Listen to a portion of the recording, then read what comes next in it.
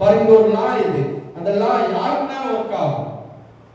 இந்த பூமியில யார் விதை போட்டாலும் விளை செய்கிற பிரமாணத்தை தேவன் செட் பண்ணிட்டார். ஏன்னா தேவன் அதை ஏற்படுத்தி இருக்கிறார். இந்த பூமிக்கு எது விதையா விதைக்கிறீர்களோ அது முளைக்க ஆரம்பிக்கும்.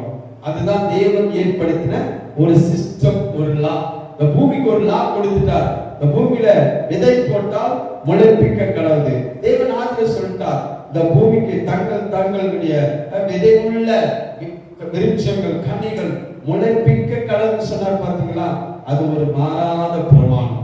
அதனால்தான் நீங்க இந்த ஆவிக்குரிய பிரமாணத்துக்குள்ள வரும்போது, இந்த விதைப்போம் அறுப்போம் என்ற பிரமாணத்துக்குள்ள வரும்போதுதான் ஆவிக்குரிய இந்த பிரமாணம் உங்களுக்காக வேலை செய்யும்.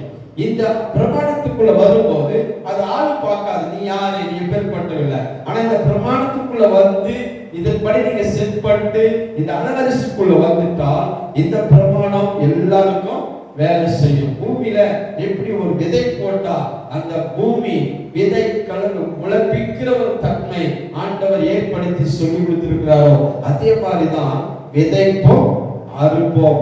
அப்போ விதைக்காம நம்மளால அறுக்க முடியாது. அப்ப நமக்கு அறுக்கணும், நாம் பெரிய லெவல்ல உயரணும், பைனான்சியலா நாம் முன்னேறணும், பைனான்சியலா நல்லா இருக்கணும் அப்படின்னா இது எல்லாமே விதைப்போம் அறுப்போம்.